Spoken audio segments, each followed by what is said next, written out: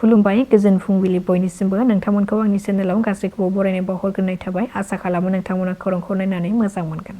BTC हालामनि क'क्राझार आरो चिरां जिल्लानि हाग्रा ओनसोलाव आयेन बेरेखायै हा दखल खालामनानै थानायफोरखौ होखारनांगौनि थाखाय बड'लेण्ड जनजाति सुरक्षा मन्चआ BTC हाग्रा बिफाननि CHTनो गांसे गोसोखांलाइ गथायदों। हाग्रा ओनसोलाव गोबां आयेन बेरेखायै गोबां सुबुंफ्रा हाबनानै दङ, बिसोरखौ इभिक्सन खालामनांगौ।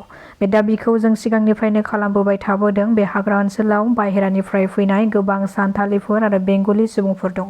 बिसोरो आयेन बेरेखायै हाग्रा ओनसोलाव थाफैनानै गोबां अनागार खालामफैदों। जायगानिनो सावथाल सुबुंफोरखौ बायदिसिना खोथा लागायनानै बर'फोरजों एना एनि खालामहोदों।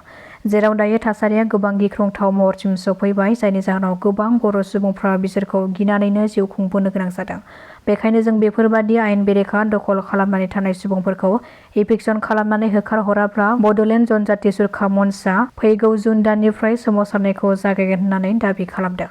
गुवाहाटि सोहोराव गोख्रों सिग्रोमनानै लाख लाख रांनि नकल बिलाइखौ दिसपुर पुलिसआ हमनो हादों। गोबाव समनिफ्रायनो नकल रां दिहुननानै लखिमपुरनि मिजानुर रहमान मुंनि सासे सुबुङा बे गोसोम बिजनेसखौ खालामबाय थाबोदोंमोन।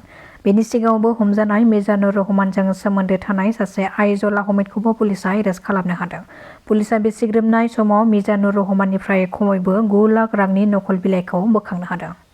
BTCनि MCLA जुबिराज बसुमतारी बिथाङा गंथाम गामिया बोसोरफ्रोमबो दैबानाजों भुगिनो गोनां जानाय रायजो राजाफोरनि जेंनाखौ सुस्रांनो थाखाय औवानि दालां आरो बान्दो होनानै होदों। रायजो राजाफ्रा मिथिनाय बादिब्ला बे गंथाम गामिनि रायजो राजाफ्रा दैज्लां बोथोराव दैबाना उसिफावनानै होनायनि जाहोनाव दालां गैयिनि जाहोनाव हान्था मेला खालामनायनिफ्राय लानानै फरायसाफोरनि फरायसालियाव थांनाय आरो माब्लाबा फरायसाफोरनि आनजाद थानाय समावनो दैया उसिफावनायनि जाहोनाव गोबां जेंनायाव गोग्लैनो गोनां जायोमोन।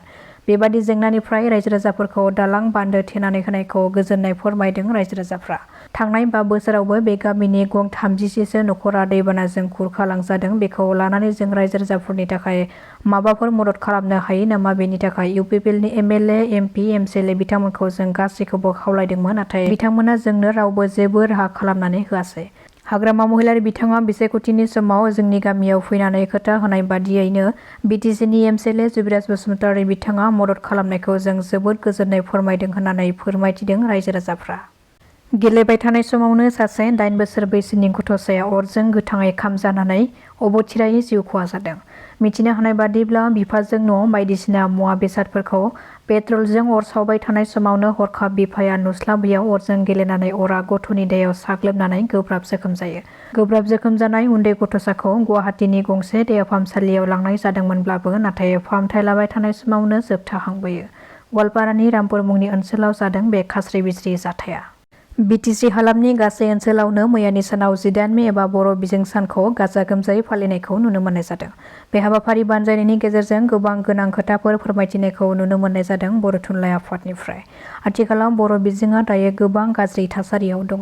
उदालगुरिजों लोगोसे गुबुन गुबुन ओनसोलनि बर' बिजोंनि फरायसालिफोरखौ फोथांनानै लाखिनांगौआ जोबोद गेदेर चेलेन्ज जानानै फैदों।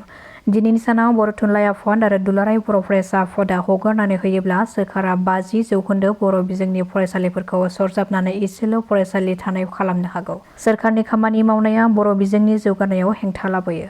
बर' बिजोंनि फरायसालिफोरखौ फोथांनानै लाखिनांगौनि बिबाना जों बर' हारिनि साफ्रोमनियावबो दङ। गोबां बर' बिजोंनि फरायसालिफ्राव दायो बिजाबनि आंखाल जानानै दङ। बेफोरखौ सुस्रांनांगौनि थाखाय फोरोंगिरि थिसननो थाखाय जों खावलायदों आरो बर' बिजोंनि जेंनाखौ लानानै आसाम सोरखारनि गोदान सोलोंथाइ मन्थ्रिजों सावरायगोन होननानैबो फोरमायथिदों बर' थुनलाइ आफादनिफ्राय। दासिमनि खौराङा एसेनोसै। नोंथांमोना खौरांखौ नायनानै मोजां मोनदोंब्ला चेनेलखौ साबस्क्राइब खालामनानै लानो हागोन। गोजोन्थों।